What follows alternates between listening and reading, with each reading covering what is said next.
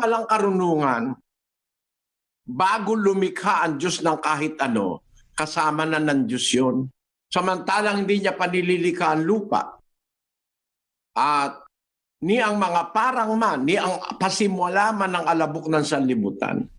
Nang itatag niya ang langit, nandun ako. Nandun sa saan? Kasama siya ng Diyos sa isang lugar. Mamaya at liwanagin natin kung saan sila magkasamang lugar. Pero sinasabi ng karunungan, wala pa ang lahat ng nilalang, nandun na siya. The Lord possessed me in the beginning of His way, before His works of old. Sabi ng karunungan. Ngayon mga kapatid, tanungin natin, sino ba itong karunungan na ito ng Diyos? Si Kristo ito eh. Kaya lang tutol nila, bakit ka she? Dahil nga hindi pa nagkakatawan tao, kumakatawan pa sa isang bagay na inanimate, which is wisdom or Sophia, kaya ginamita ng feminine gender. Pero nung magkaroon ng katuparan sa paliwanag ng mga apostol, ito palang karunungang ito, meron po lang ginawa ito kapatid na Daniel itong karunungang ito. Bago nangaral ang mga apostol, may ginawa ang karunungan. Sabi ng karunungan ng Diyos doon sa Lucas Kapitulo 11:49, ganito ang nakasulat. Kaya nga, sinasabi naman ng karunungan ng Diyos, magsusugo ako sa kanila ng mga propeta at mga apostol, at ilan sa kanila ay kanilang papatayin at pag-uusigin. Ano po ang sabi ng Biblia, mga kapatid? Sinasabi naman ng karunungan ng Diyos, magsusugo ako sa kanila ng mga propeta at mga apostol.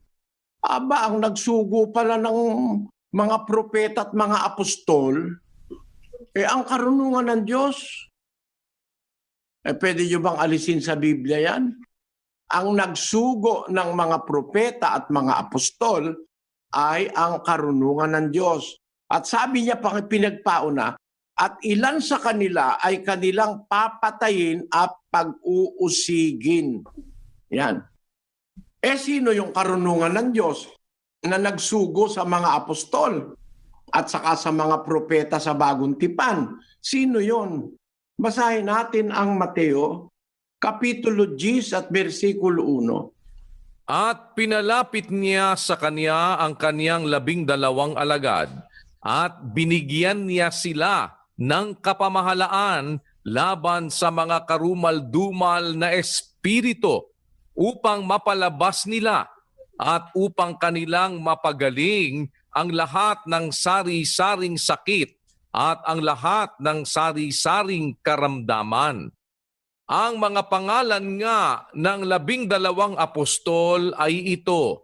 Ang unay si Simon na tinatawag na Pedro, at si Andres na kaniyang kapatid, si Santiago na anak ni Zebedeo at ang kaniyang kapatid na si Juan, si Felipe at si Bartolome, si Tomas at si Mateo na maniningil ng buwis, si Santiago na anak ni Alfeo at si Tadeo, si Simon na Cananeo at si Judas Iscariote na siya ring sa kanya'y nagkanulo.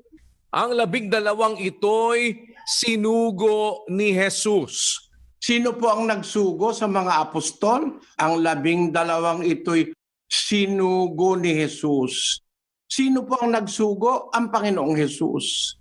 Ang sabi kay Lucas, kung babalikan natin ng 11:49, ang liwanag kapatid na Daniel, pakiulit mo. Kaya nga, sinasabi naman ng karunungan ng Diyos, magsusugo ako sa kanila ng mga propeta at mga apostol, at ilan sa kanila ay kanilang papatayin at pag-uusigin. Sino nagsugo sa mga apostol at saka sa mga propeta ng Bagong Tipan?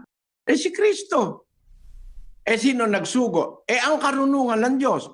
Di ang karunungan ng Diyos si Kristo, na karunungan na hindi pa nagagawa ang anumang bagay, kasama na ng Diyos. Ang liwaliwanag nun mga kababayan, ano? Pwede ba itong tutulan ng basta tutol lang na, kumbaga, tutol kurdanon, tawag ng lola ko doon. Kumbaga, gutsinanggo ang tawag ng lola ko ron. Basta makatuto lang. Ang nagsugo ng mga apostol, ang karunungan ng Diyos. Ang nagsugo pala ng mga apostol, si Jesus. Di si Jesus pala ang karunungan ng Diyos, si Kristo. At para patunayan yan, sa 1.24 ng unang Korinto, ito po ang sabi ni Pablo, pakinggan nyo. Ngunit sa kanila na mga tinawag, maging mga Hudyo at mga Griego, si Kristo ang kapangyarihan ng Diyos at ang karunungan ng Diyos. Ang karunungan ng Diyos, sabi ng mga apostol, sigurado si Kristo Si Kristo ang, gumagamit ng definite article, ang kapangyarihan ng Diyos at ang karunungan ng Diyos. Si Kristo yung karunungan. Teka, hindi pa nga nagkakatawan tao. Yung karunungan kasi, Sofia, nag-e-end sa A. Ang trato doon sa grammar, pag ending in A, ay tinatawag yan na feminine gender. Yan po dapat nating makita. Kaya yung Petra, feminine din.